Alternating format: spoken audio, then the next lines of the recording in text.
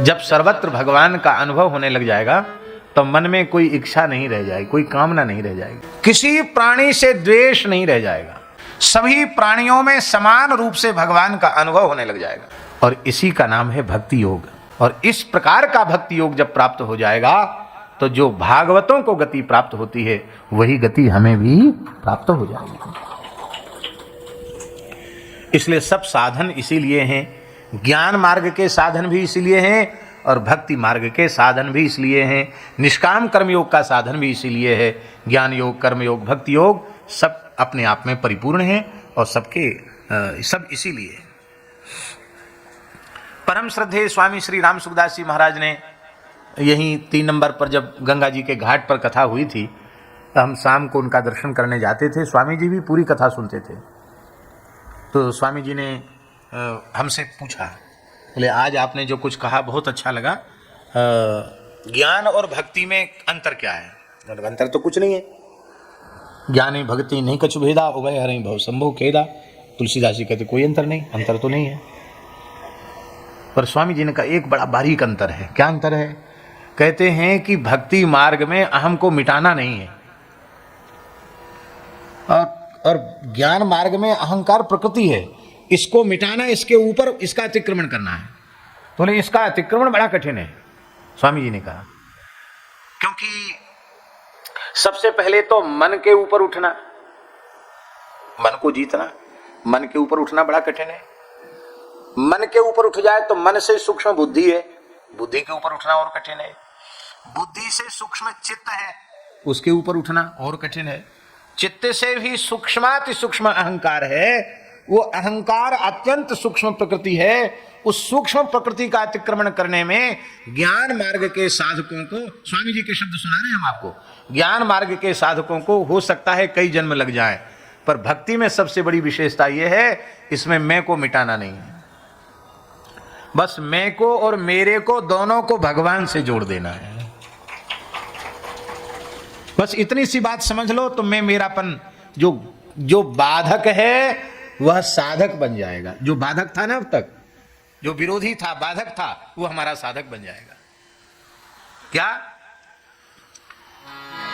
यह अभिमान जाय जनी भोरे, यह अभिमान जाय जनी भोरे, मैं सेवक रघुपति पति मोरे, मैं सेवक रघुपति पति मोरे।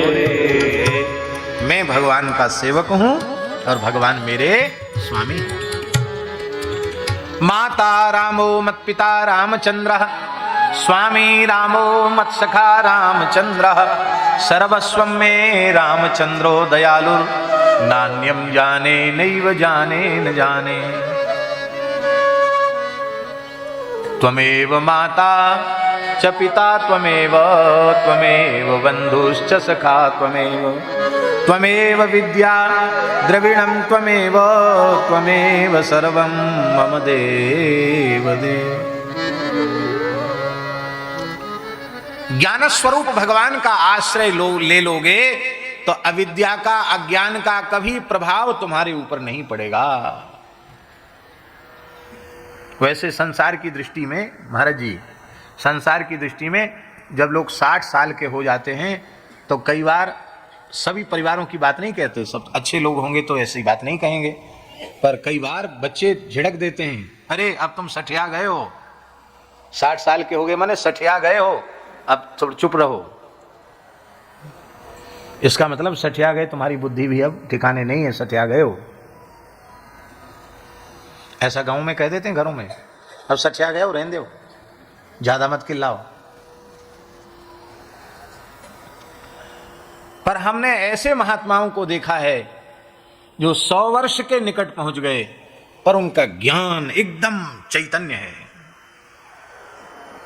स्वामी जी भगवत धाम गए हैं, उसके 2 दिन पहले का प्रवचन आप सुनिए। कोई कहेगा कि उनकी चेतना, उनका ज्ञान तनिक भी प्रभावित है, वहां तो सठियाने वाली व्यवस्था वहां लागू नहीं हुई। क्यों?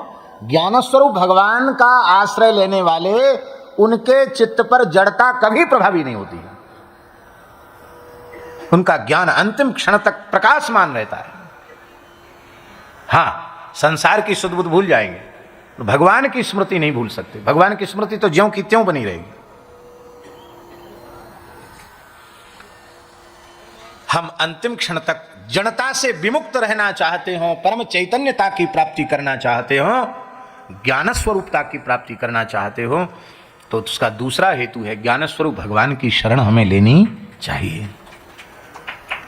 तीसरा है सच्चिदानंद। तीसरा क्या है? सत, चित और आनंद। अच्छा, संसार के सभी प्राणी आनंद चाहते हैं कि नहीं? दुख कोई नहीं चाहता, सब चाहते हैं हम आनंद में रहें, मौज में रहें, प्रसन्नता में रहें।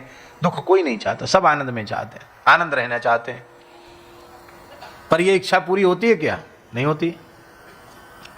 जन्म से रोना शुरू, और भजन नहीं करोगे तो मरते समय भी रोना पड़ेगा। जन्म से रोना शुरू और मरते दम तक रोना है।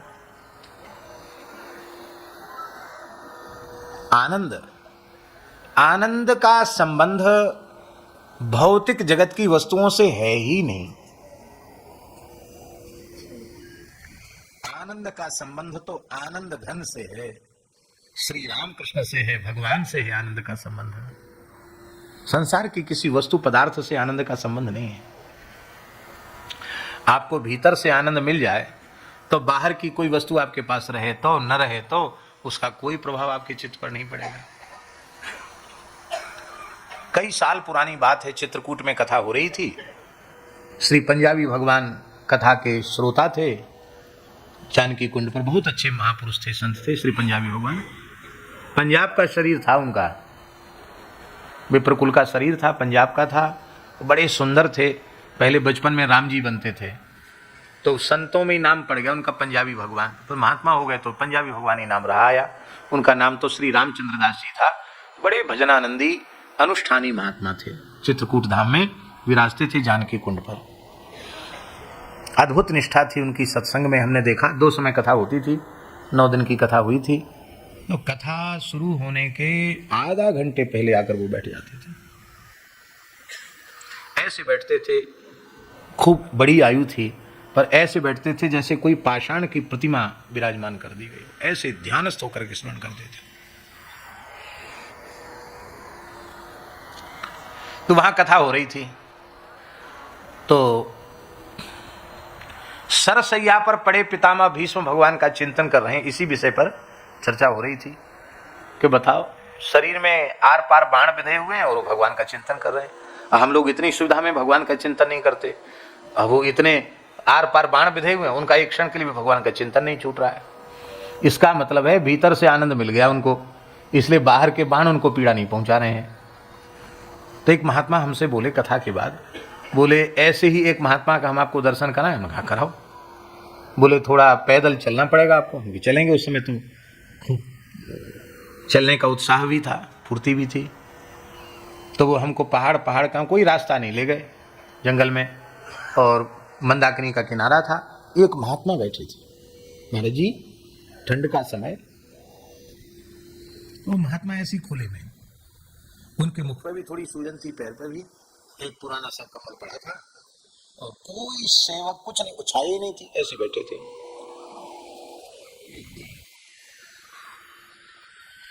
ऐसी शरीर की सामर्थ्य भी नहीं थी कि वो उतर के गंगा जी चले जाएं, स्नान करके आ जाए।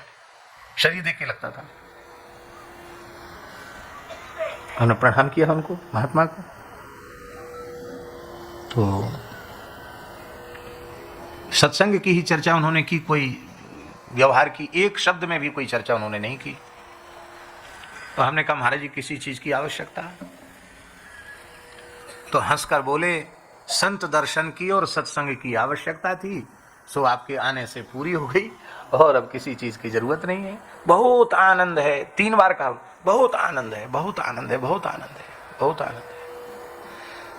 अब फिर बोले अब आप पधारो। ये और बोले तो इतनी दूर से चल के आए हैं, ऊंचे नीचे चढ़ के आए हैं, तो थोड़ी देर तो बैठने देते। हाँ महाराज, थोड़ी सत्संग की चर्चा, अब आप पधारो।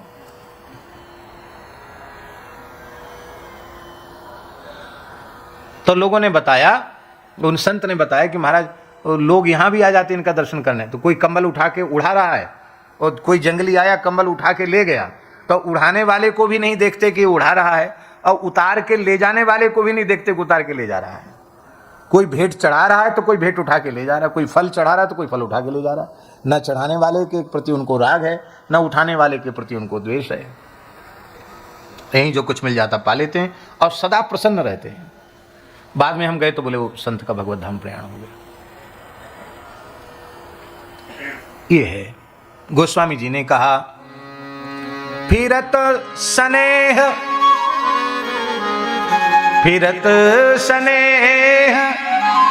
मगन सुख अपने। यहां स्वामी जी मगन सुख अपने, पराये सुख में मगन नहीं है। फिरत स्नेह मगन सुख अपने, नाम प्रसाद सोच नहीं सपने। नाम प्रसाद सोच नहीं सपने। हमने देखा है महात्माओं की स्थिति को, मृत्यु के क्षण में शरीर में कैसी पीड़ा होती होगी, जन्मत मरत दुसह दुख हुई।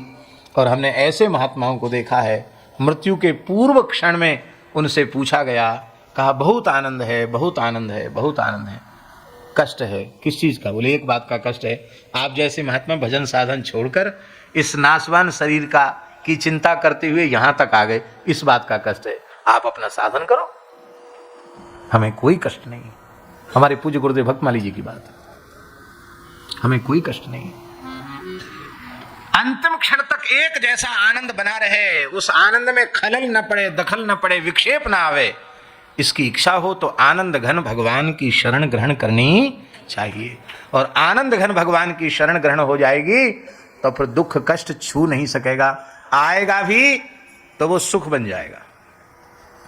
जिसमें श्रद्धेय भाई जी शारीरिक रूप से अस्वस्थ थे, बोला भी नहीं जाता था बीमारी के कारण, और उस काल में भी उन्होंने पद रत्नाकर में ऐसे ऐसे दिव्य पद लिखे हैं कि जिसके भीतर देह की पीड़ा का अनुसंधान होगा वो कभी इस प्रकार की भगवत लीला के पद लिख नहीं सकता है।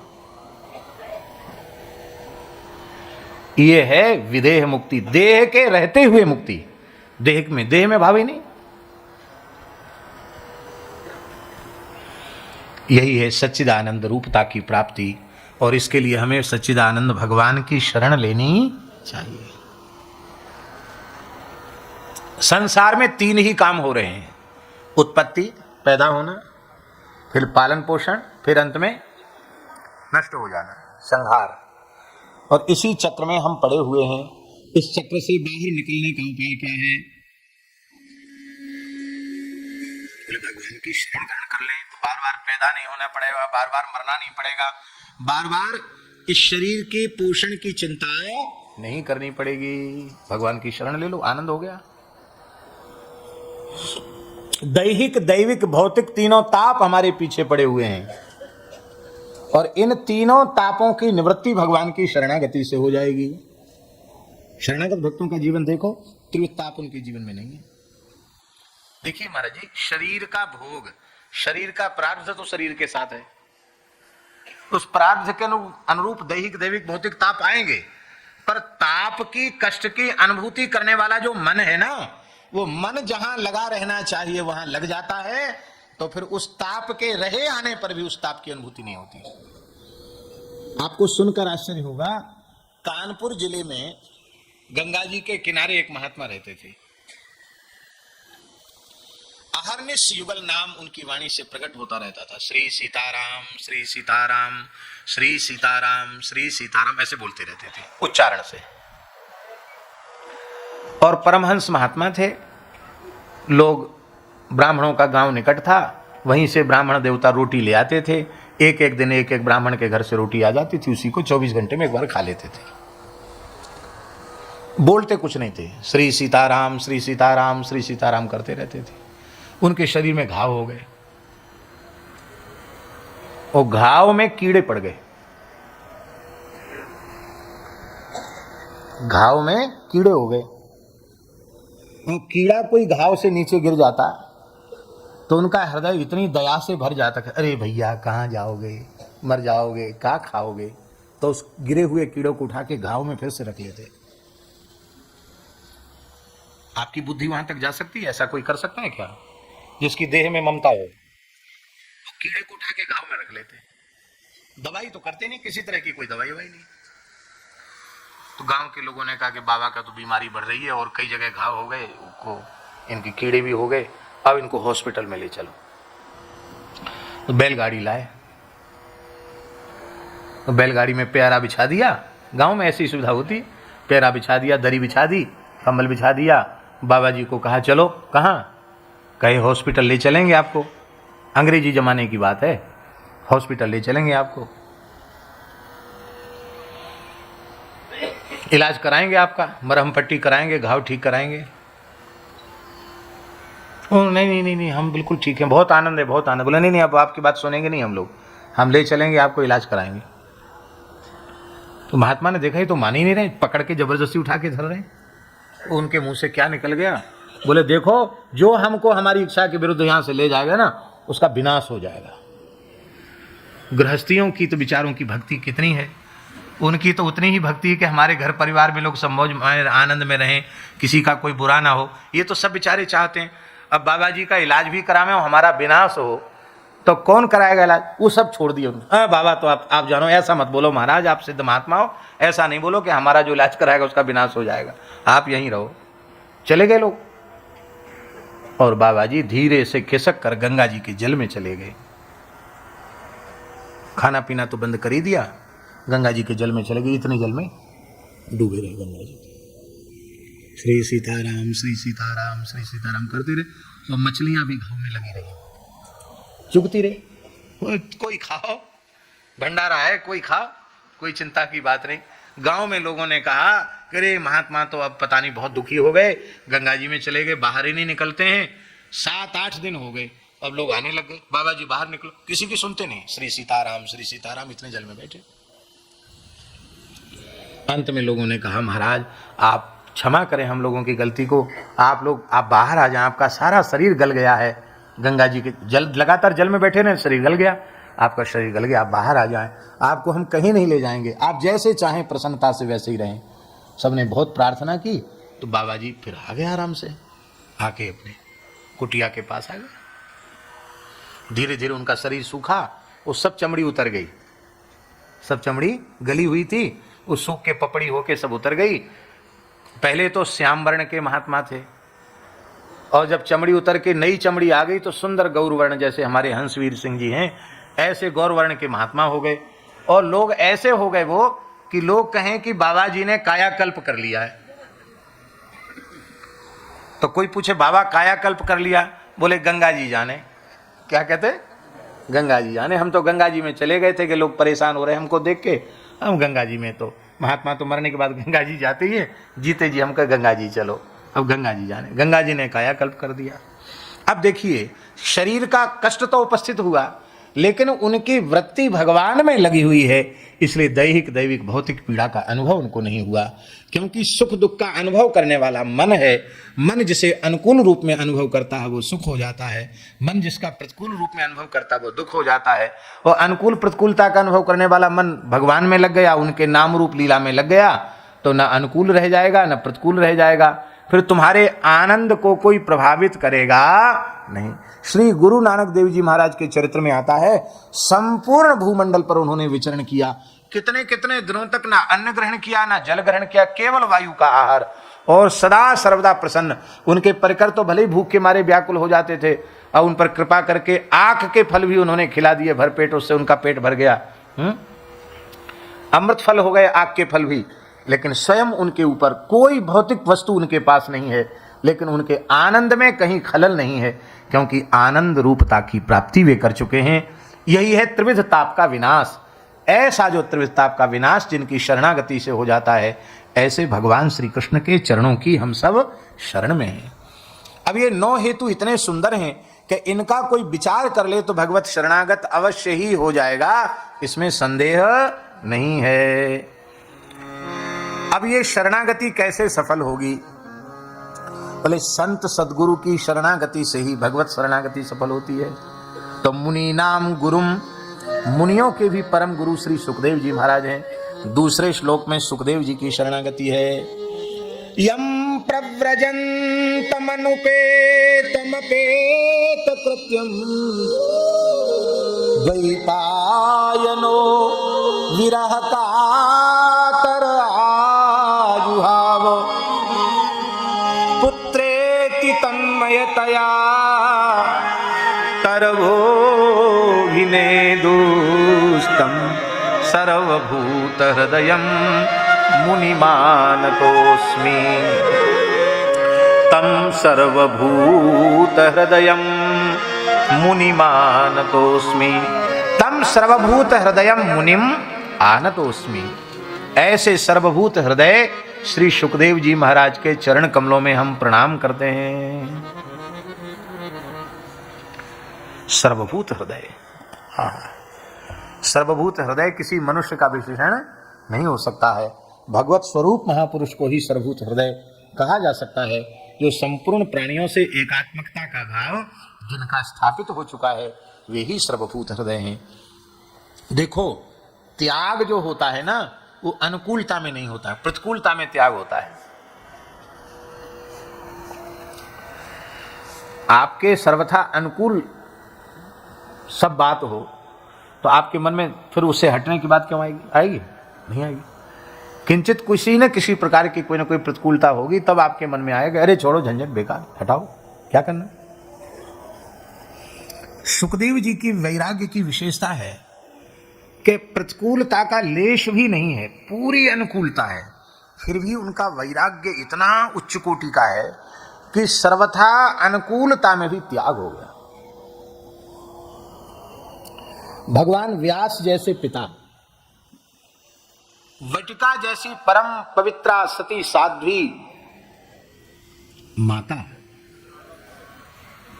गंधमादन पर्वत की द्रोणी, बद्रिकाश्रम, व्यास गुफा, सरस्वती नदी का तट, सम्याप्रास आश्रम, जहां पूरे आश्रम में स्वाहाकार, स्वधाकार, वषटकार की ध्वनि गूंज रही है, ऐसी व्यास गुफा में उनका जन्म।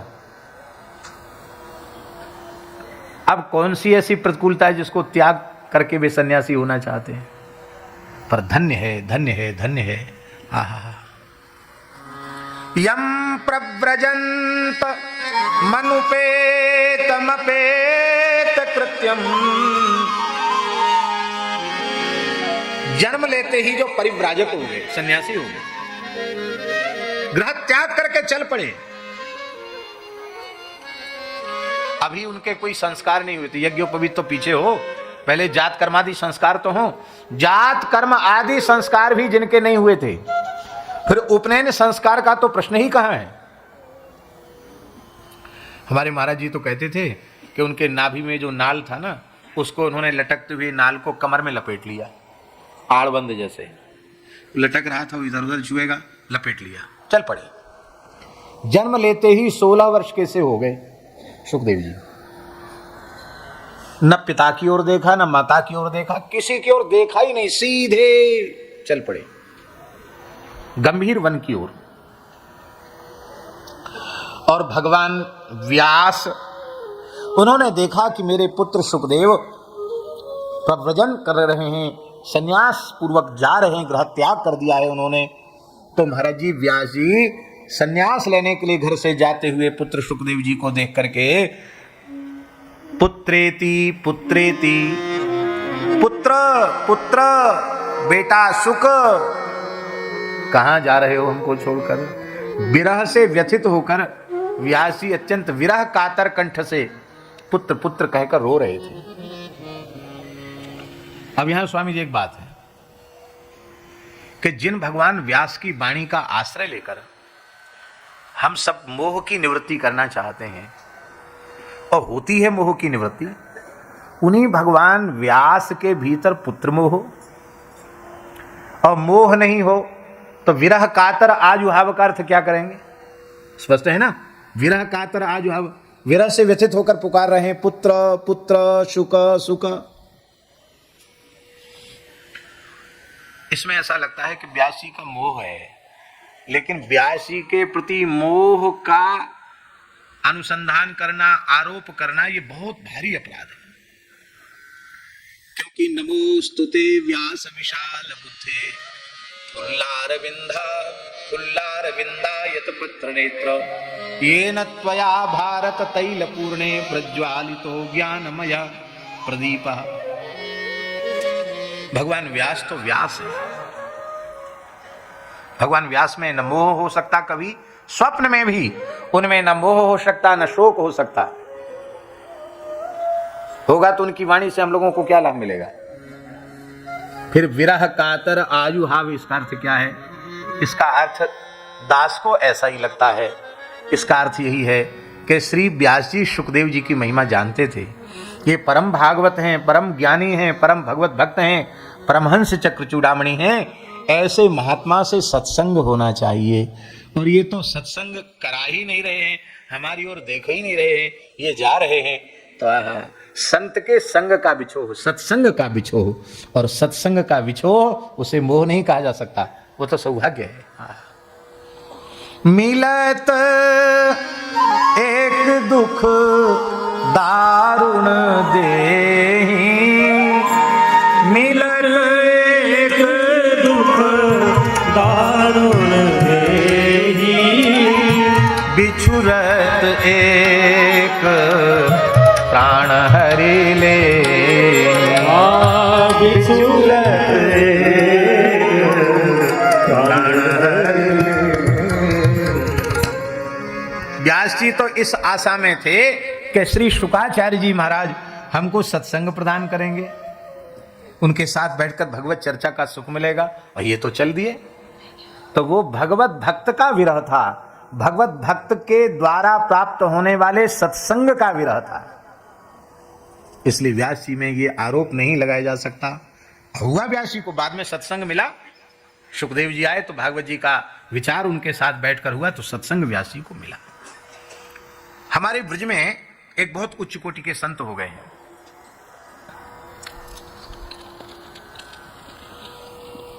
उनका नाम श्री कुंभन दास जी, अष्टछाप के महान भक्त कवियों में उनका स्मरण किया जाता है। श्री वल्लभाचार्य महाप्रभु के शिष्य।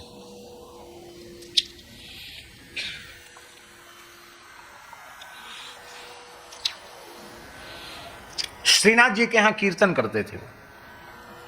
बड़े सुंदर सुंदर पद हैं कुंभन दास जी के, गा रहे थे श्रीनाथ जी के यहां।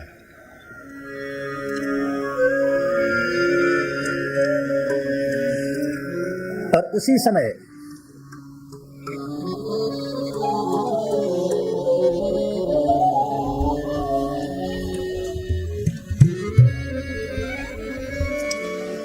समय उनके कीर्तन सेवा के पश्चात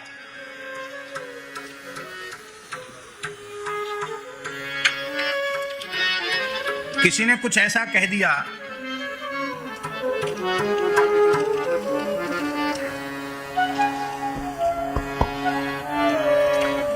कि उनके हाथ से तान पूरा छूट गया और थोड़ी देर के लिए वे बेहोश हो गए।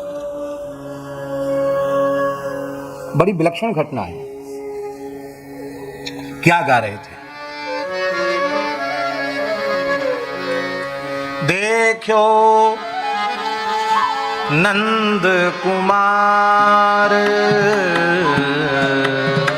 देखो नंद कुमार, देखो नंद कुमार नयन भरे, देखो नंद कुमार नयन भरे, देखो नंद कुमार।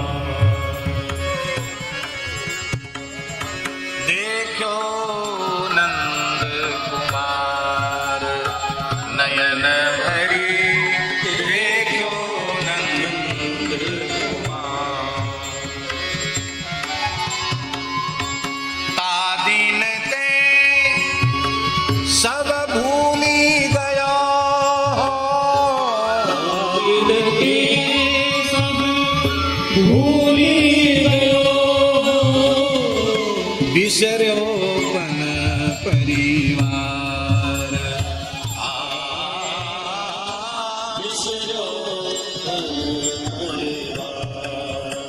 नयन भरी देखो नंद कुमार नयन भरी देखो नंद कुमार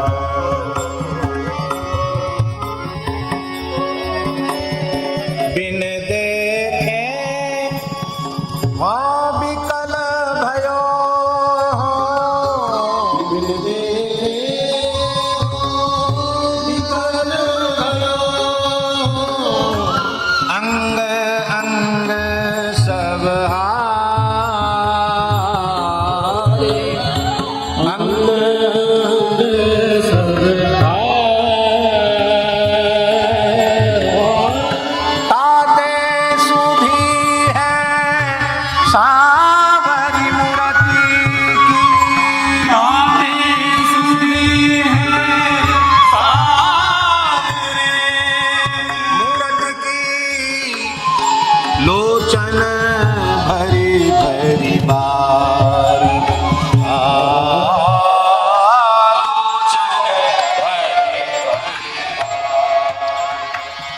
नैन भरी देखो नंद कुमार नैन भरी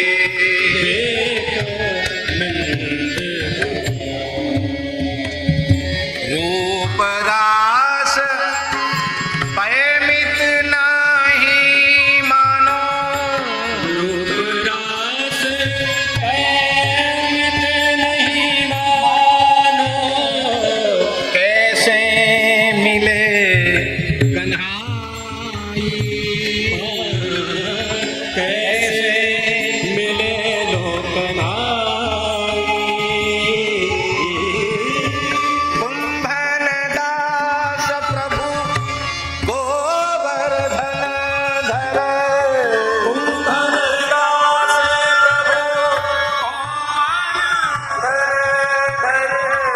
मिलिए बहुरी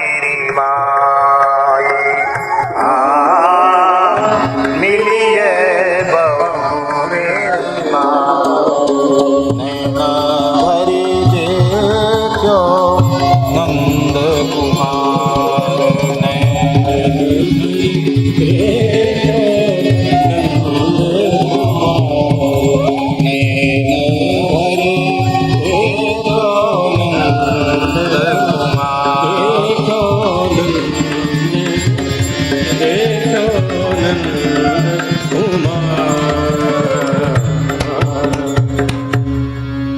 इस पद की जैसी पूर्ति हुई कि किसी ने आकर कहा कुमंदास जी, हाँ भैया बोलो।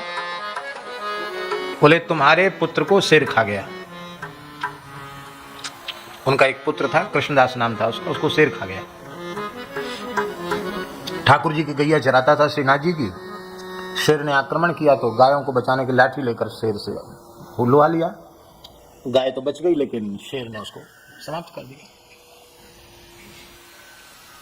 इतना सुनते उनके हाथ से तान पूरा गिर गया, बेहोशी आ गई। लोग कहने लगे, अरे राम राम, बताओ श्रीनाथ जी जिनके साथ खेलते हैं, इतने उच्च कोटि के भगवत भक्त कुंभनदास जी, बताओ पुत्र मोह कैसा होता है। पुत्र मरने की खबर सुनकर बेहोश हो गए। गोसाई विठलनाथ जी विराजे थे। नहीं नहीं नहीं, कुंभनदास जी के बारे में ऐसा मत कहो। इनका जिसका संपूर्ण प्रेम भगवान में होता है उसको शोक मोह छू नहीं सकता। ये परम ज्ञानी, परम वैराग्यवान, परम भगवत भक्त हैं।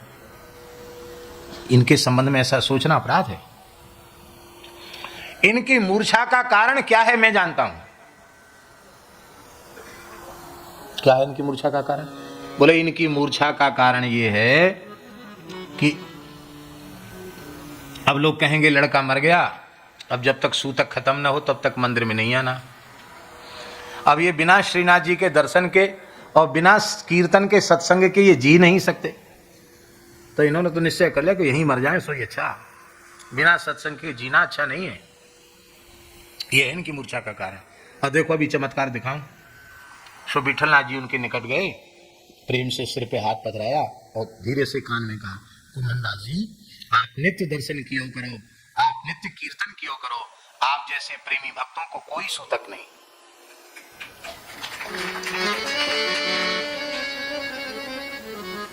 बहुत ध्यान से सुनना, कोई शास्त्र विधि मर्यादा का अतिक्रमण नहीं किया जा रहा है, लेकिन जैसी ऐसी अवस्था किसी की है तो क्या यह कहा जाएगा कि कीर्तन कथा छोड़ दो और मर जाओ? अरे भाई, कीर्तन कथा ही तो जीवन है। ये तो नहीं कहा जा सकता कि सूतक के पीछे मर जाओ, कथा मत सुनो, कीर्तन मत सुनो।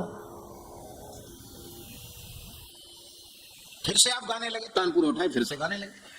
आप नित्य आ सकते हैं कीर्तन में। ऐसी प्रीति जिसको उसका बंधन समाप्त है। हम सब लोग जिनको शरीर संसार का हो सवास है, हम सबको वैदिक विधि निषेधों का समाधान करना चाहिए, लेकिन ये विशेष बात होगी, एक सामान्य विधि, एक विशेष विधि। तो ये कथा हम इसलिए सुनाए कि भगवान के प्रेमियों को सत्संग का विरह होता है, स्त्री पुत्र का विरह नहीं होता उनको। इसलिए विरह कातर आजुभाव माने सत्संग के विरह, सत्संग का वियोग, उससे जन्य जो विरह, उस विरह से कातर भगवान व्यास अपने पुत्र सुखदेव जी को पुकारे हैं, बेटा कहां जा रहे हो? हम तो बड़ी आशा लगाए थे कि तुम सत्संग करोगे और तुम जा रहे हो। उस समय वृक्षों से आवाज आई, शुकोहम शुकोहम शुकोहम। वे समझ गए जिसको हम केवल अपना पुत्र समझते हैं वह पुत्र नहीं, वह तो सर्वभूत हृदय है। वृक्ष वृक्ष से ध्वनि आ रही है, शुकोहम शुकोहम शुकोहम। ऐसे सर्वभूत हृदय सुखदेव जी की शरण में हैं हम लोग। वे कृपा करें जिससे भागवत श्रवण की पात्रता हम लोगों को प्राप्त हो जाए। नैमिषारण्य में सूत जी महाराज सुंदर सुभद्र वेदी पर विराजमान हैं। कथामृत रसास्वाद कुशल जो शौनक महर्षि हैं, उन्होंने पूछा, हे भगवान, अज्ञान रूपी अंधकार को समाप्त करने में आप करोड़ों सूर्य के समान हैं। आप ऐसी कथा सार सुनाइए जो हमारे कर्ण के माध्यम से कथा का रसायन मेरे हृदय में प्रवेश करे और मेरे भवरोग को सर्वथा मिटा दे। हे भगवान, भक्ति ज्ञान वैराग्य से युक्त विवेक कैसे बढ़े, माया मोह की निवृत्ति कैसे हो, आप कृपा करके बतावें। क्योंकि भगवान प्रायः इस कराल कलिकाल में जीव असुर भाव को प्राप्त हो रहे हैं। देखने में तो आदमी के जैसे लगेंगे, पर वे होते हैं असुर। असुर कौन है? सरल शब्दों में हम कहें तो जिसे केवल अपने सुख का विचार है, पर पीड़ा का विचार नहीं है, वो असुर है। और जिसको पर पीड़ा का विचार है वही देवता है। कलियुगी प्राणी प्रायः वे अपने सुख का ही विचार करते हैं, दूसरे की पीड़ा का विचार उनमें नहीं रहता है। और इसी कारण से वे क्लेश से आक्रांत हैं। क्लेश आक्रांत होने का प्रयोजन भी यही है। एक बड़ा सुंदर दोहा है, आप सबको याद है, यहां भी लिखा है। यहां का मतलब गीता भवन में कहीं हमने पढ़ा है। 4 वेद 6 शास्त्र में बात लिखी है दोए, दुख दीने दुख होत है, सुख दीने सुख हो। 4 वेद 6 शास्त्र में यही बात लिखी है, दुख देने से दुख मिलेगा और सुख देने से सुख मिलेगा। तो ऐसे बेचारे जीव, उनकी शुद्धि कैसे हो? हे भगवान, जो कल्याणकारी साधनों में सबसे श्रेष्ठ हो, जो पवित्रों को भी पवित्र बनाने वाला हो और श्री कृष्ण की शाश्वत प्राप्ति का साधन हो, उस साधन का उपदेश हमें करें। देखो, भगवान की प्राप्ति 2 प्रकार की होती है, एक भगवत प्राप्ति और एक भगवान की शाश्वत प्राप्ति। क्या? एक तो केवल भगवत प्राप्ति और एक शाश्वत भगवत प्राप्ति। ये शाश्वत प्राप्ति ही अंतिम प्राप्ति है। अंतिम प्राप्ति यही है, और हम बिल्कुल खुलकर कहें तो वस्तुतः भगवत साक्षात्कार यही है। ये हो गया तो भगवत साक्षात्कार हो गया, ब्रह्म साक्षात्कार, भगवत साक्षात्कार, आपके जो भी शब्द हों वो आप प्रयोग कीजिए।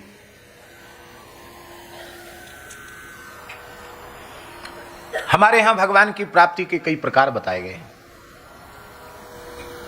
एक प्राप्ति है भगवान की स्वाप्न प्राप्ति, स्वप्न में भगवान की प्राप्ति। क्या? स्वप्न में भगवान की प्राप्ति। किसी भाग्यशाली को भगवान सपने में आवे तो उसका माइक लेके प्रचार नहीं करना। कोई पूछे न पूछे बताने लग जाओ, करे हमको तो भगवान सपने में आए थे, भगवान ये बोले, भगवान वो बोले। पहले तो शायद एक आध बार सच्ची बात कहो, बाद में दिखेगा ही होगा तो कुछ नहीं, अनुभव भी लुप्त हो जाएगा।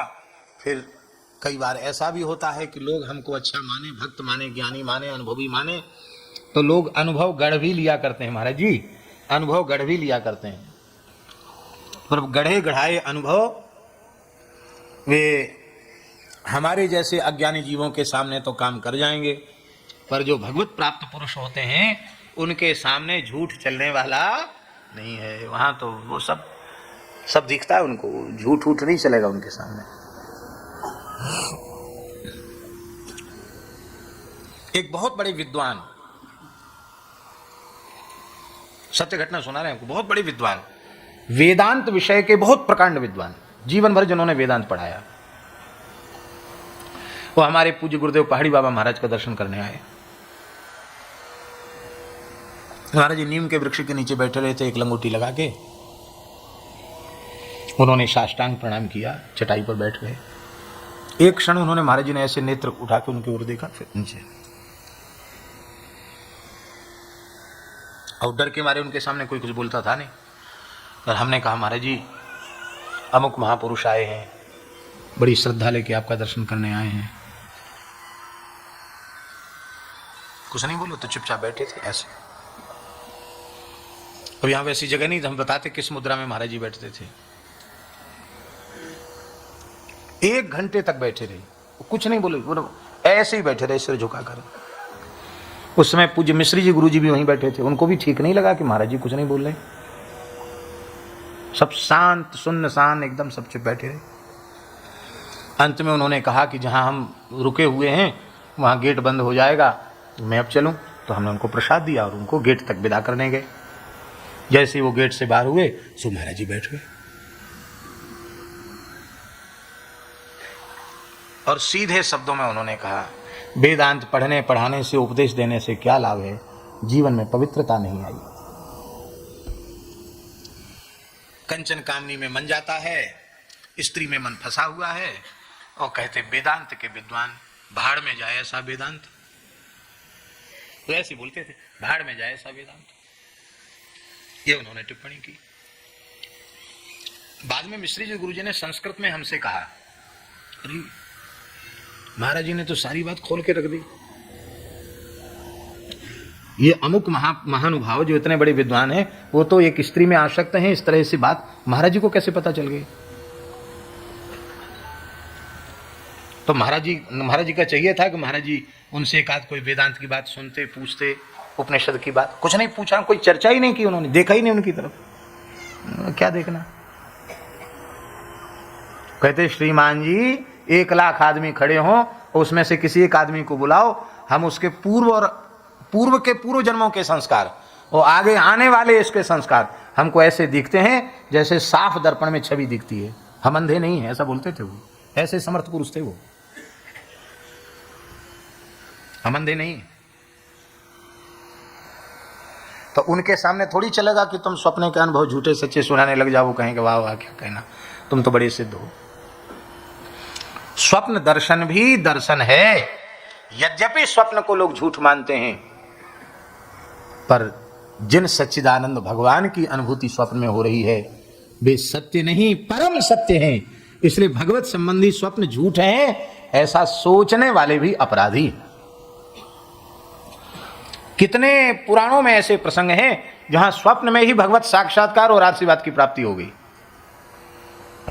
इसलिए स्वप्न दर्शन भी दर्शन है। दूसरा दर्शन है भगवान का ध्यान में दर्शन। ध्यान करते करते ध्यान में दर्शन होने लग जाता है। जैसे सेठ जी ने निर्देश किया था और श्रद्धेय भाई जी ने जैसीडी की बात है, वहां रहकर उन्होंने ध्यान का अभ्यास किया और वो कहते थे तुम ध्यान कराओ, और होते होते फिर ध्यान में अनुभव भी होने लग गया और फिर तो प्रत्यक्ष दर्शन भी उनको हुआ। कथा आप सबको, इतिहास सबको आपको मालूम है। तो दूसरा दर्शन है ध्यान का दर्शन। यह स्वप्न दर्शन से श्रेष्ठ है, ये स्वप्न के दर्शन से श्रेष्ठ है ध्यान का दर्शन। और इससे आगे दर्शन है प्रत्यक्ष दर्शन, क्योंकि वो हमारे जो अंतर्यामी श्री ठाकुर जी हैं, जो केवल हमारे ध्यान का विषय बने हुए थे, वही भगवान हमारे सामने प्रकट हो गए। जैसे जिन भगवान का ध्यान ध्रुव जी कर रहे थे, नेत्र खोले तो वही भगवान उनके सामने खड़े। तो प्रत्यक्ष दर्शन ध्यान के दर्शन से भी श्रेष्ठ है। और अब इस प्रत्यक्ष दर्शन से बढ़कर भी एक दर्शन है, उस दर्शन का नाम है शाश्वत दर्शन। क्या? शाश्वत दर्शन, शाश्वत भगवत प्राप्ति। भगवान ने प्रत्यक्ष दर्शन दिया और दर्शन देकर भगवान अंतर्धान हो गए। तो दर्शन में सुख हुआ और भगवान चले गए तो दुख हुआ। और भगवान कभी हमारी आंखों के सामने से हटे ही नहीं थे। ये है अंतिम प्राप्ति, शाश्वत प्राप्ति। और जब तक यहां तक साधक न पहुंच जाए तब तक उसे चैन से बैठना नहीं चाहिए। तब तक कार्यम वा साधेयम देहम वा पातेयम, इस संकल्प को लेकर के साधन में लगना चाहिए। श्रीमद् भागवत की कथा वह साधन है जो श्री कृष्ण की शाश्वत प्राप्ति है। भागवत जी की कथा सुनकर ऐसी दृष्टि प्राप्त हो जाती है कि फिर श्री कृष्ण नजर से हटते ही नहीं। श्री राधा बाबा ने भावना से गिरिराज जी विराजमान किए गीता वाटिका में। गिरिराज जी तो गिरिराज जी में है, पर एक भावना करके इतनी जगह ये गिरिराज जी है और इतना करने पर पूरी परिक्रमा हो जाएगी, सब उन्होंने निश्चय किया और नित्य करते थे। और एक काला नाग वो आया परिक्रमा के रास्ते में पड़ा था। अब बाबा लांग के कैसे जाएं? तो बाबा ने धीरे से उसको इशारा किया हटाने के लिए। वो तो महाराज यूं हो गया, फां फां करने लग गया। तो बाबा हाथ जोड़ के बोले, फिया करो चाहे फां करो, आप नंद नंदन हो, हम आपको ठीक से पहचानते हैं। आप तो हमारे नंद नंदन हो, आपके फ्या और फों से हम डरने वाले नहीं हैं। वो सांप से ही बातचीत कर रहे थे, नाग से, काले नाग से। तो पूज्य भाई जी उस समय विराजमान थे, श्री हनुमान प्रसाद पोद्दार जी। उनके पास लोगों ने जाके कहा कि बाबूजी ऐसे ऐसे बाबा। तो भाई जी भी उतर के आ गए नीचे। उन्होंने देखा, उन्होंने कहा नहीं नहीं, जब भीड़ भाड़ खत्म करो, वो सांप से नहीं, वो तो नंदनंदन से चर्चा कर रहे हैं। चले गए और थोड़ी देर बाद वो नाग जो है ऐसे ही करके झाड़ी में चला गया। बाबा परिक्रमा करने लगे। आप कहेंगे ये घटना आपने क्यों सुनाई?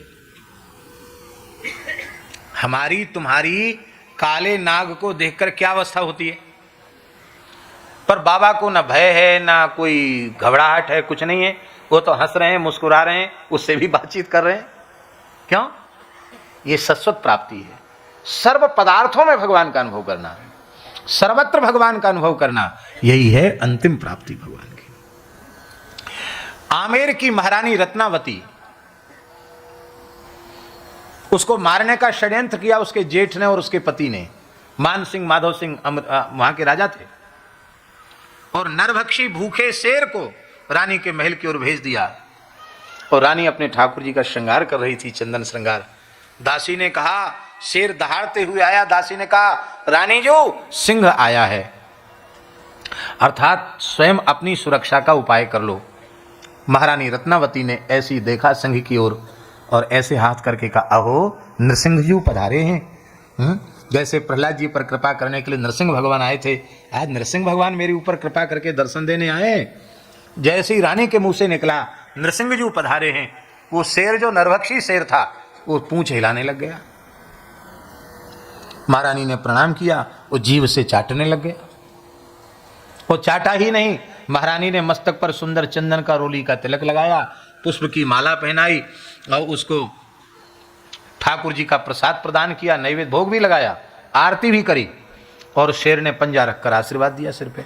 वो शेर था ही नहीं, वो तो नृसिंह भगवान हो गए। वस्तुतः तो शेर था, पर रानी को शेर न दिखाई पड़ के नृसिंह दिखाई पड़ रहे हैं, तो भगवान सर्वगत सर्वरूप सर्वमय है, सिंह में ही नृसिंह का प्राकट्य हो गया। अरे खंभ में नृसिंह प्रकट हो सकते हैं तो सिंह में नृसिंह क्यों प्रकट नहीं हो सकते? और मान सिंह माधव सिंह वहीं से दूरबीन लगा के देख रहे थे अपने महल से, किले से।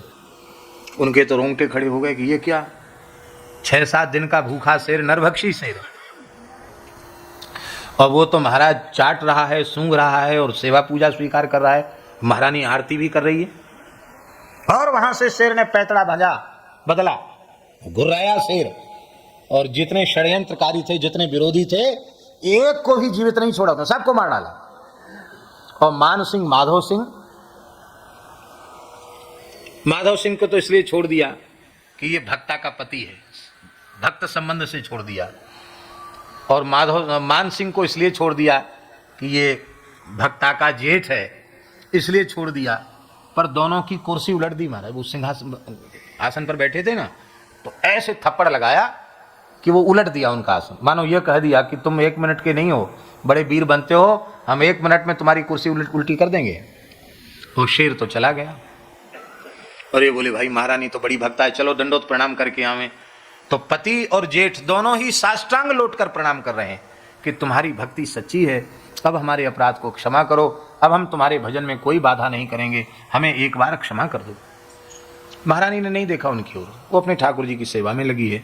दासी ने करे महाराज प्रणाम कर रहे हैं, तब उन्होंने कहा ये तो लाल जी का दरबार है, यहाँ राजा रंक का भेद कहा, यहाँ तो भगवान को सब प्रणाम करते हैं, ये प्रणाम कर रहे हैं तो इसमें क्या विशेषता हो गई? तो बोले ये रो रहे हैं, इनकी ओर एक बार देख तो लो। रत्नावती ने कहा एक और ये लगाए हैं, इन आंखों को ठाकुर जी की तरफ लगाया है, अब इन आंखों से संसार पति पुत्र आदि नहीं देखने हैं। ये है अंतिम प्राप्ति। तुलसीदास जी को अंतिम प्राप्ति हुई।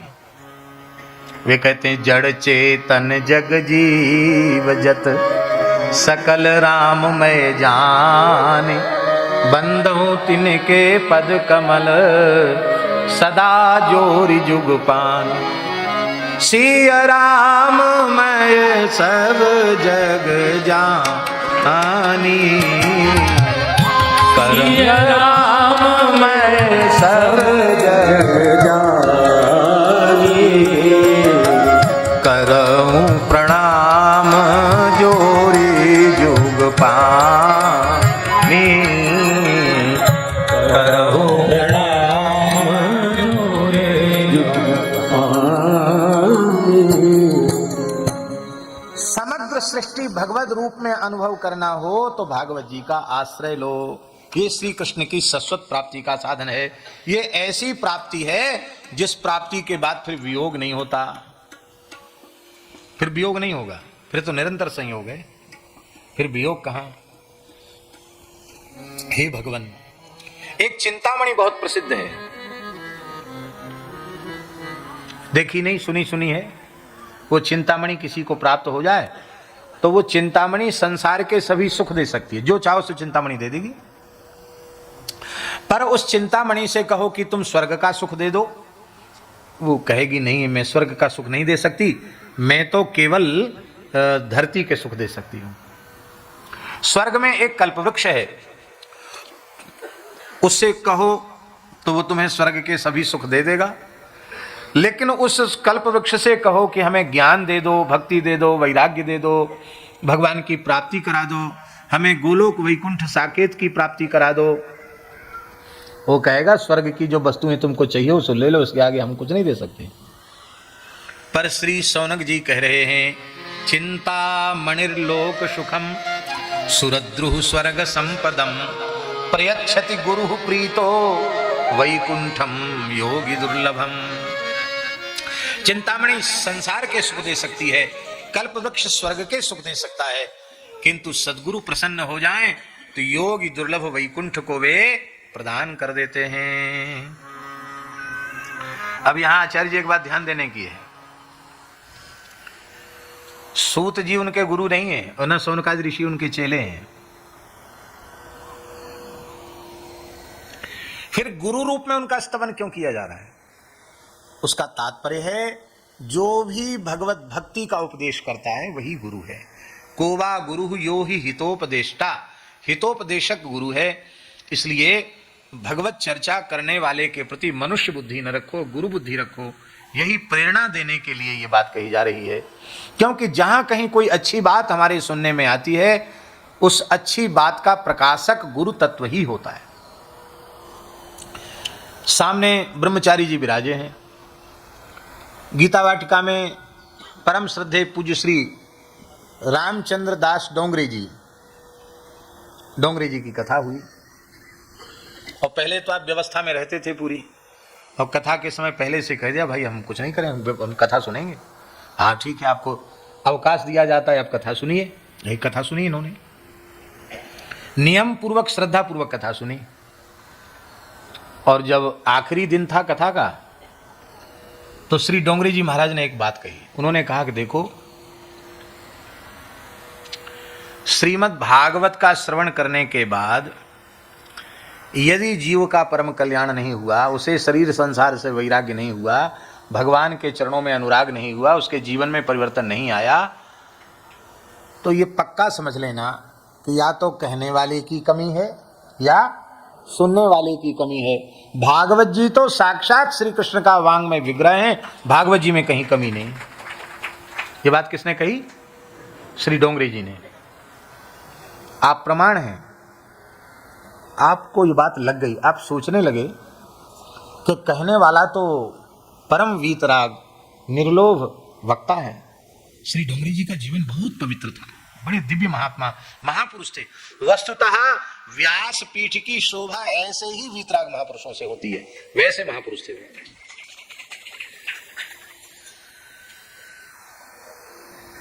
बड़ा दिव्य जीवन था उनका। तो आपने मन में सोचा कि वक्ता में तो कमी है ही नहीं, ये तो सुख स्वरूप हैं, और भागवत जी में कमी नहीं है। अब सब कुछ त्याग कर भजन में न लगे तो कमी तो हमारी है। यही बात है ना महाराज। और आपने तत्काल फैसला कर लिया कि अब हमको गंगा जी की शरण में रह के भजन करना है।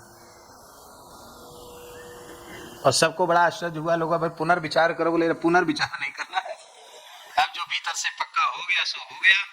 यहाँ आकर फिर आज भी भाई जी का जो पावन कक्ष है वहां रह करके, और गंगा जी ने आप पर खूब कृपा की। गंगा जी की अपार कृपा है। गंगा जी जो है ना, वो साक्षात भगवान है। गंगा जी की प्राप्ति भगवान की प्राप्ति, ऐसा समझ लो। हम सब भगवान के सामने बैठे, प्रत्यक्ष भगवान के सामने बैठे। गंगा जी का दर्शन हो गए।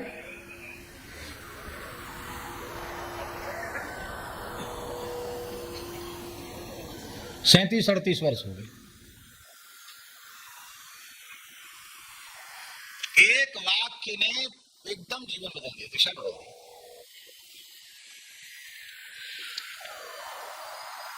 मरने के बाद तो भले ही लोग अपनी भावना से लिख देते स्वर्गीय या स्वर्गवासी, लेकिन भगवान जाने कि मरने के बाद स्वर्गवासी हुआ कि नरकवासी हुआ कि किस योनि में चला गया, तो राम जी जाने, किसी को कोई ठिकाना नहीं है। लेकिन जीते जी गंगा जी के तट पे निवास मिल गया तो समझना मरने के बाद नहीं, जीते जी वैकुंठ मिल गया। तब तट निकटे यस्य निवासः खलु वैकुंठे तस्य हि वासः। देवेश्वरेश्वरी भगवती गंगे त्रिभुवन तारण तरल तरंगे। सुरवनितामिव फलदालोके सुखदे शुभदे सेवक शरणे। तब तट निकटे यस्य निवासः खलु वैकुंठे तस्य हि वासः। जय गंगे जय गंगे गंगे जय गंगे जय श्री गंगे। जय गंगे जय गंगे गंगे जय गंगे जय श्री गंगे। भगवान की प्राप्ति में वियोग का भय नहीं होना चाहिए। और वो वियोग का भय नहीं रह जाता है। भागवत की कथा सुनने के बाद सब में भगवान दिखने लग जाएंगे। ईमानदारी से कथा कहो, ईमानदारी से कथा सुनो, तो संपूर्ण दृश्य जगत तिरोहित हो जाएगा।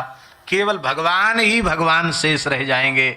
वासुदेव सर्वम, ये अनुभूति श्रीमद् भागवत जी की कृपा से हो जाती है। प्रसन्न भय सूत जी और उन्होंने कहा कि देखो, भक्ति को बढ़ाने वाला, श्री कृष्ण को संतुष्ट करने वाला जो साधन है श्रीमद् भागवत कथा का श्रवण, उसका हम उपदेश कर रहे हैं। इसकी एक मर्यादा है। क्या मर्यादा है? सावधानतया शृणु। क्या मर्यादा है? सावधानतया शृणु। सावधान होकर भागवत जी की कथा सुननी चाहिए। एकदम समाधि जैसी लग जाए कथा सुनते सुनते। थोड़ा भी दिमाग इधर उधर चला गया कि फिर बस फिर बहुत बड़ा घाटा हो जाएगा। कहीं वही शब्द हमारे जीवन को बदलने वाला हुआ तो हम सुनने से चूक गए तो कितना बड़ा घाटा हुआ। इसलिए सावधान होकर के सुनना, और केवल सुनना ही सुनना नहीं है, सावधान होके कहना भी सावधान होकर के है। आजकल जैसे उटपटांग तरीके से लोग बोलते, ऐसे नहीं बोलना।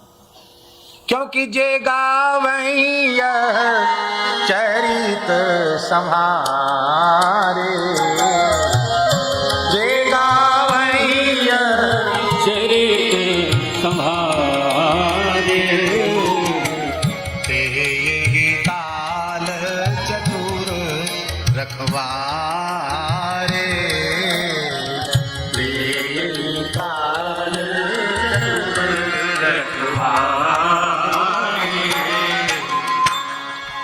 संभाल कर कहना, संभाल कर सुनना। श्री गंगा जी कृपा करें, सभी पूर्वाचार्य संत कृपा करें, हम संभाल कर कह सकें और हम सावधानी पूर्वक श्रवण कर सकें। देखो, काल रूपी सर्प के भय से मुक्ति दिलाने के लिए श्री सुखदेव जी ने कृपा करके भागवत शास्त्र को प्रकट किया है। अंतःकरण की शुद्धि का श्रीमद् भागवत की कथा श्रवण से बढ़कर कोई साधन नहीं है। जन्म जन्मांतर में कोई विशेष पुण्य होता है, तब श्रीमद् भागवत श्रवण की इच्छा उत्पन्न होती है, तब भागवत की प्राप्ति होती है। देखो, ये भगवान की कथा देवताओं को भी दुर्लभ है। जब श्री परमहंस चक्र चूड़ामणि सुखदेव जी महाराज कथा श्रवण करा रहे थे राजर्षि परीक्षित को, उसी समय देवराज इंद्र अमृत का कलश लेकर आए और सामने रख दिया। बोले, महाराज अमृत का पान तो परीक्षित को करा दो, वो कथा रस हमको प्रदान कर दो। सुखदेव जी महाराज ने परीक्षित की ओर देखा। क्यों देखा? परीक्षित माने, परीक्षित शब्द का अर्थ क्या है? जिसकी परीक्षा हो चुकी हो उसको कहेंगे परीक्षित। संस्कृत में अयम परीक्षिता, माने ये परीक्षित है, माने इसकी परीक्षा लिया, ये विश्वास पात्र है। परीक्षित माने विश्वास पात्र, इसकी परीक्षा लिया चुकी है, भरोसे का आदमी है।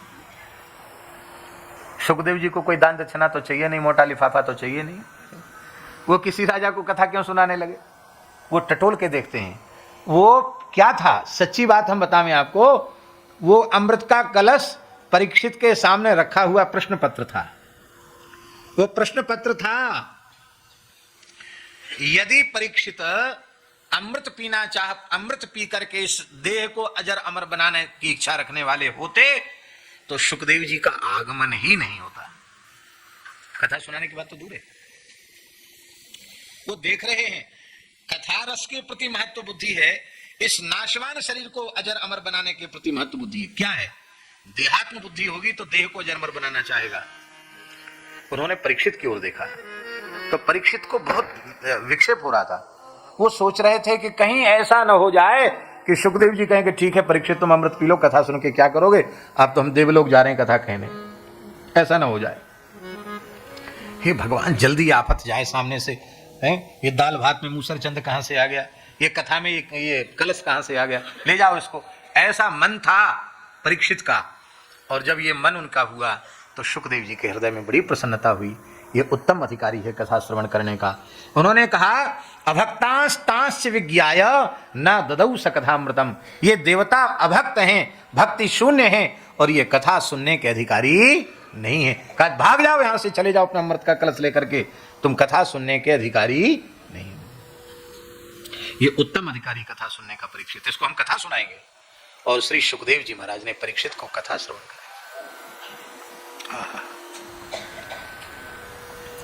भगवान की कथा सुनने के लिए कोई जीव अनधिकारी नहीं है, सब अधिकारी हैं। पर देवता अनधिकारी कैसे हो गए?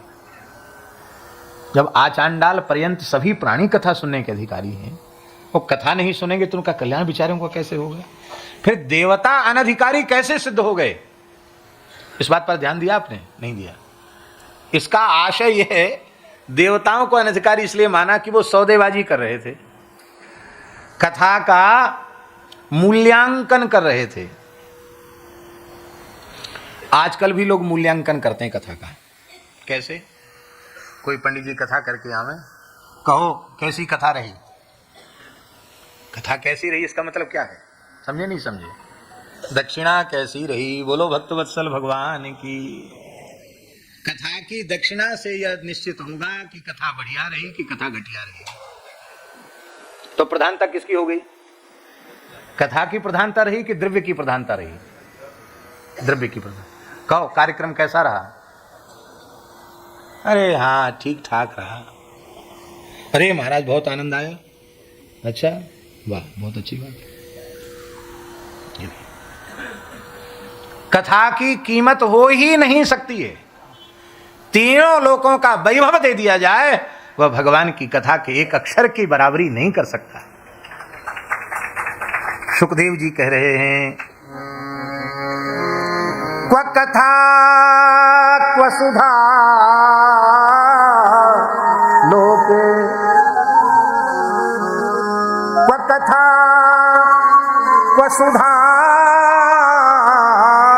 लोके, क्व काचः क्व मणिर्महान् ब्रह्मरातो विचार्यैवं तदा देवांजहास। कहां तो कथा का दिव्य अमृत, कहां तुम्हारा तुच्छ स्वर्ग का अमृत।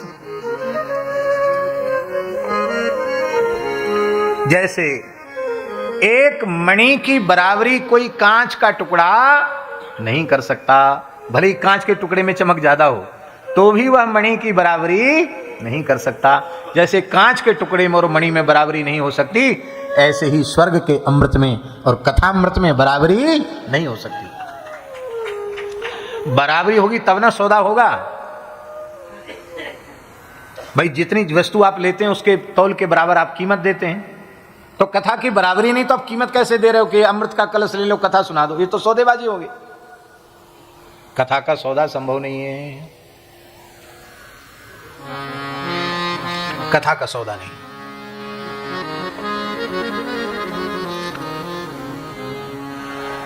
देखो स्वर्ग का अमृत भी सामान्य नहीं है, सामान्य नहीं है स्वर्ग का अमृत। इतना श्रम भगवान को और किसी लीला में नहीं करना पड़ा जितनी अमृत प्राप्ति में भगवान को श्रम करना पड़ा। चार अवतार लेने पड़े भगवान को। पहले अजित रूप में, हरि रूप में भगवान का अवतार, गरुड़ जी की पीठ पर मदराचल को धर के लाए, समुद्र के क्षीर सिंधु के मध्य में स्थापित किया। इसके बाद मदराचल जब डूबने लग गया तो दूसरा अवतार कच्छप अवतार। फिर इसके बाद फिर भी मंथन ठीक नहीं हो पा रहा था तो भगवान स्वयं मंथन भी करने लग गए दोनों तरफ से। फिर वजन चाहिए था उसको दबाने के लिए, खुद उस पर बैठ भी गए। और इसके बाद भगवान ही अमृत का कलश लेके आए धन्वंतरी रूप में।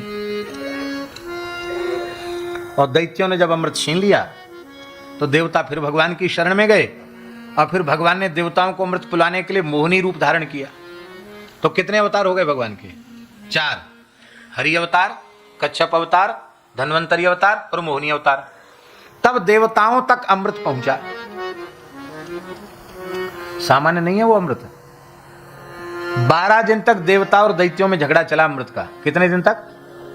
तो देवताओं के 12 दिन और मनुष्यों के 12 वर्ष समान है। देवताओं के 12 दिन और मनुष्यों के 12 वर्ष, और 12 वर्ष के भीतर ही 4 जगह कुंभ आता है। कुछ बूंदें हरिद्वार में पड़ गई, तो जिस मुहूर्त में हरिद्वार में बूंदें पड़ी उस समय ज्योतिष शास्त्र के अनुसार हरिद्वार में महाकुंभ पर्व आ जाता है। जिस मुहूर्त में नासिक में पड़ी वहाँ गोदावरी के तट पर वहाँ कुंभ हो जाता है। जिस मुहूर्त में प्रयाग में पड़ी तो प्रयाग में हो जाता है। जिस मुहूर्त में बूंदे अमृत की छलकी तो क्षिप्रा नदी के तट पर उज्जैन में महाकुंभ पर्व होता है। तो आज भी उस पुण्य पर्व पर कितने लोग पुण्य लाभ लेने जाते हैं। तो अमृत की महिमा नहीं है ऐसा तो नहीं है, पर यह कहा जा रहा है कि इतने दिव्य अमृत भी कथा की महिमा की बराबरी नहीं कर सकता। वो कथामृत के आगे तुच्छ है। अमृत पीने के बाद भी देवता भय से मुक्त नहीं है। राम रावण युद्ध चल रहा था और देवता बोले राम जी से जय हो आपकी जय। रावण ने सुन लिया। रावण ने कहा रे मूर्खो, सदा लांग खोल खोल के भागते हो हमारे सामने से तुम, और अब जय जयकार कर रहे हो, अभी देखता हूं। तो महाराज आकाश की ओर रावण दौड़ा। तो तुलसीदास जी लिखते हैं देवन तके मेरुगिरी खोहा, देवता भाग गए सब, मेरु मंदराचल की गुफाओं में जाके छिप गए। क्या हुआ अमृत पीने से फायदा? तुम्हारा भय तो दूर हुआ नहीं, तुम्हारे काम क्रोध कम हुए नहीं, तुम्हारे भीतर ज्ञान उत्पन्न हुआ नहीं, वैराग्य उत्पन्न हुआ नहीं, भगवान की भक्ति तुम्हें प्राप्त भई नहीं।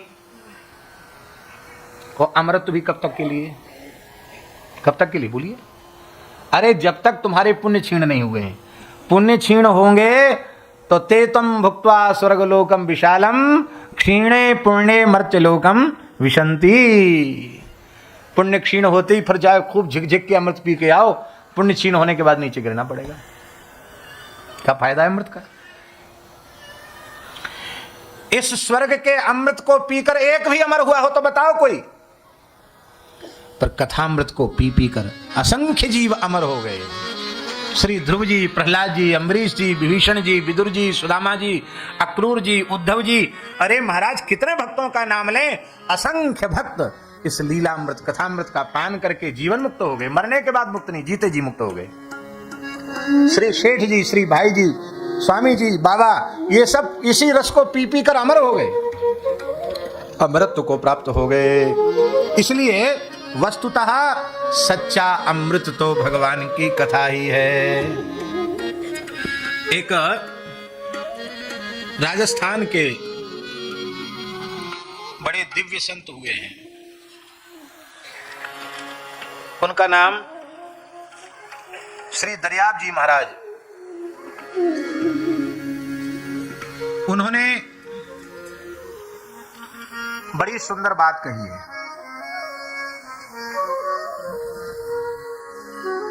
बहुत सुंदर बात। ये इस प्रसंग के अनुरूप बात है, इसलिए हम इसका निवेदन कर रहे हैं। अमृत निका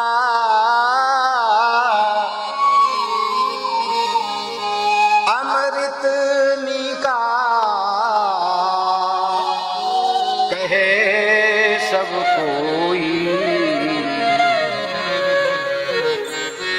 पिए बिन अमर न होई रे, पिए बिन अमर न होई रे। अमृत निका कहे सब कोई, पिए बिन अमर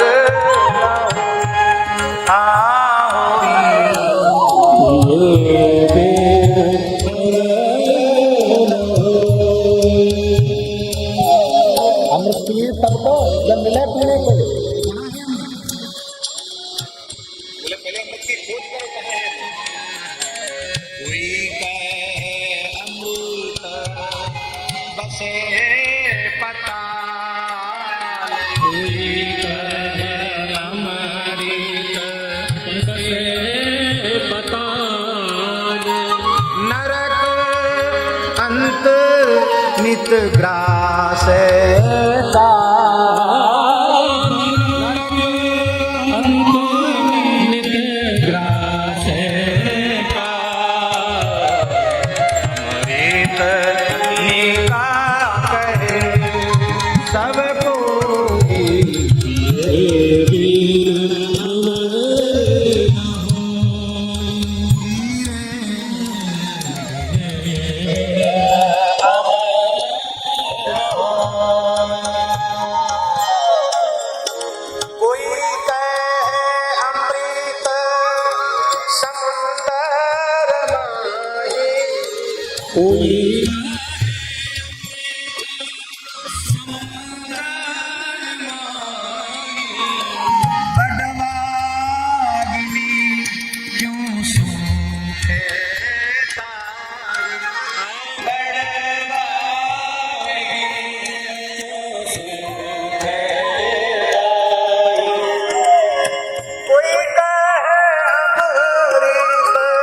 शशि में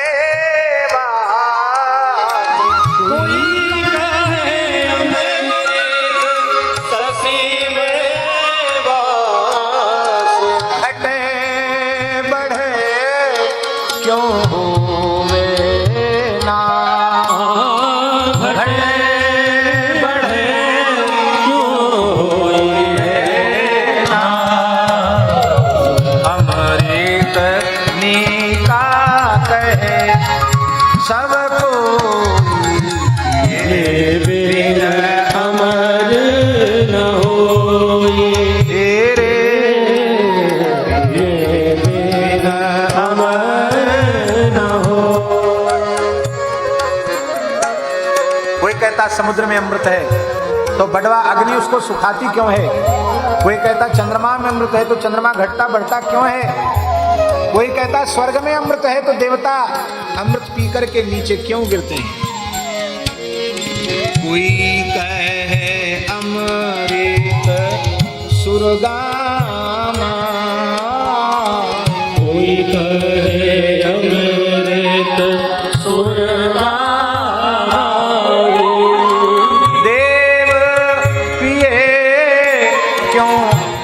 खीर जाहि देव पिए क्यों खीर जाहि। अब अंतिम पद है महाराज जी, अमृत है क्या? सब अमृत बातों का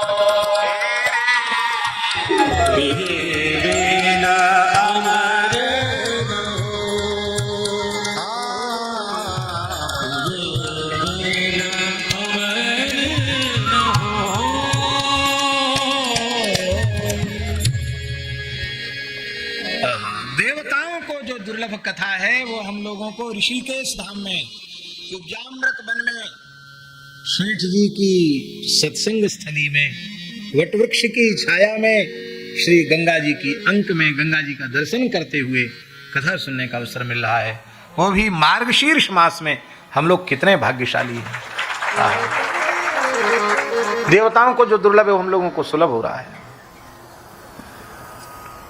जब कथा श्रवण के अनंतर राजर्षि परीक्षित का मोक्ष हो गया और उन्हें दिव्य गोलोक धाम की प्राप्ति भई तो ब्रह्मा जी को बड़ा आश्चर्य हुआ। ब्रह्मा जी ने विचार किया कि अरे भाई, बनाई हुई धर्मशास्त्र की मर्यादा तो यह है कि अब असमय में मृत्यु हो जाए, अकाल मृत्यु हो जाए, सर्प से, विष से, अग्नि से, जल से, पर्वत पर गिरने से, अस्वाभाविक तरीके से मृत्यु हो जाए उसको अकाल मृत्यु कहा जाता है।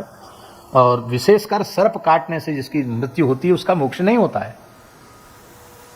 और ये कोई बंधन नहीं, सीधे भगवान के धाम को चला गया। और भाई बड़ी भारी कथा की महिमा है।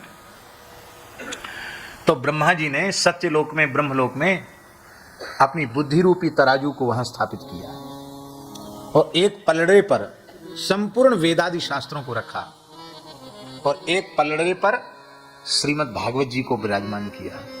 और ब्रह्मा जी अपनी बुद्धि रूपी तराजू पर तौलने लगे तो लघु नन्यानि जातानि गौरवेण इदम महत्, जितने भी साधन हैं वो भागवत की कथा के आगे लघुतर सिद्ध हो गए। सबसे श्रेष्ठ यही। आप लोग अन्यथा नहीं मानना। भागवत की महिमा तब समझ में आएगी जब व्यास जी के सब पुराण पढ़ लोगे। अंतिम में भागवत की महिमा भगवत कृपा से समझ में आएगी। यद्यपि ज्ञान, भक्ति, वैराग्य की बातें, जीव के कल्याण की बातें सभी पुराणों में हैं, लेकिन और बातें भी हैं। अमुक व्रत, अमुक उपवास, अमुक तपस्या, अमुक चीज, उसको करने से ऐसा हो जाएगा, उसको करने के ऐसा हो जाएगा, उसको करने से ऐसी सिद्धि हो जाएगी। ये सब चीजें बहुत हैं। और हम लोगों का मन वासनाओं का पुंज है। न जाने कितने जन्मों से तमाम प्रकार की वासनाएं प्रसुप्त पड़ी हैं और उन सबको पढ़ने के बाद वो जगती। किंतु कामनाओं का बार बार विनाश यदि किसी ग्रंथ से किया गया है वह है श्रीमद् भागवत महापुराण। इसलिए महाराज जी लिखा है नैष्कर्म्य माविष्कृतम। कहते आपने इतने बड़े शोध के बाद क्या आविष्कार किया है?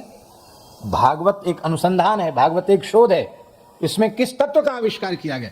नैष्कर्म्य माविष्कृतम, नैष्कर्म्य का आविष्कार किया गया। हमारे वर्तमान जन्म का कारण हमारी कामनाएं ही हैं, हमारी इच्छाएं ही हैं। अब फिर कुछ कामना इच्छा बाकी रह जाएंगी, उसकी पूर्ति के लिए फिर आना पड़ेगा। और ऐसा व्यक्ति खोज के लाओ जिसकी सब कामनाएं पूरी हो गई हो। मिलेगा कोई खोजने से? नहीं मिलेगा। मिलेंगे जिसने कामना करना ही छोड़ दिया जिसने इच्छा करना ही छोड़ दिया, उसकी सब कामनाएं पूरी हैं। हो जाए तो, ना हो जाए तो सब पूरी हैं। खत्म कर दिया, फांस काट दी।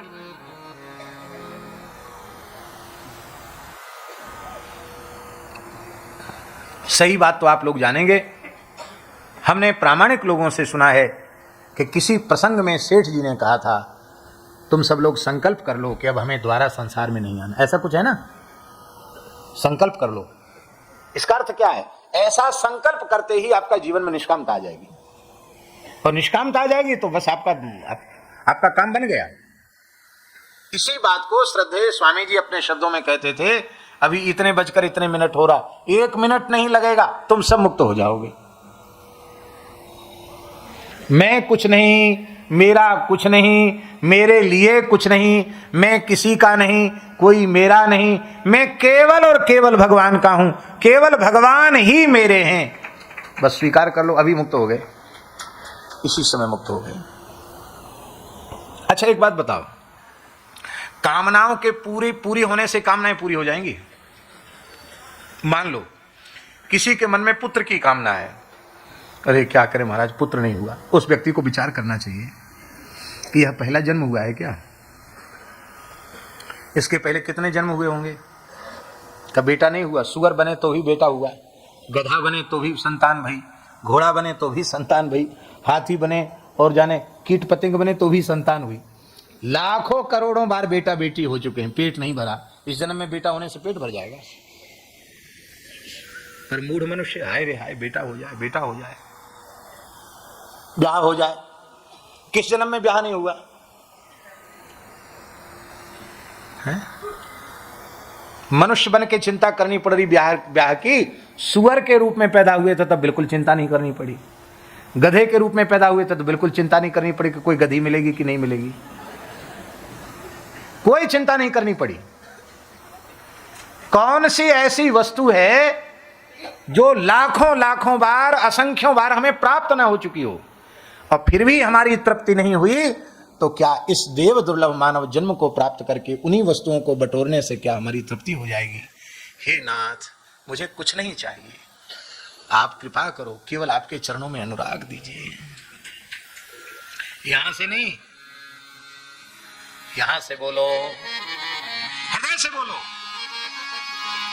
अब कछुनाथ न चाहिए मोरे, अब कछुनाथ न चाहिए मोरे, दीन दयाल अनुग्रह तोरे, दीन दयाल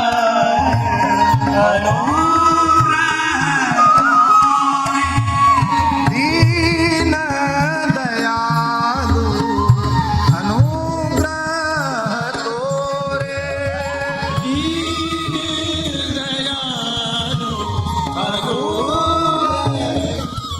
तोरे। भगवान बोले नहीं, हम तो पीछे पड़ गए तुम्हारे, कुछ न कुछ तो लेना ही पड़ेगा। पीछे पड़ जाए, मान लो राम जी हाथ धो के, नहीं लेना ही पड़ेगा। तब कहना अब प्रभु कृपा करहु यही भांति, सब तजी भजन करहु दिन रात।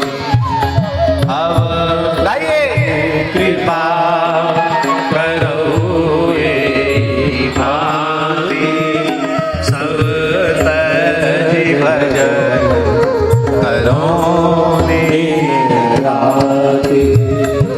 देहु भगति रघुपति अति पावनी, देहु भगति रघुपति अति पावनी, त्रिविध ताप भवताप नसावनी, त्रिविध ताप भवताप नसावनी।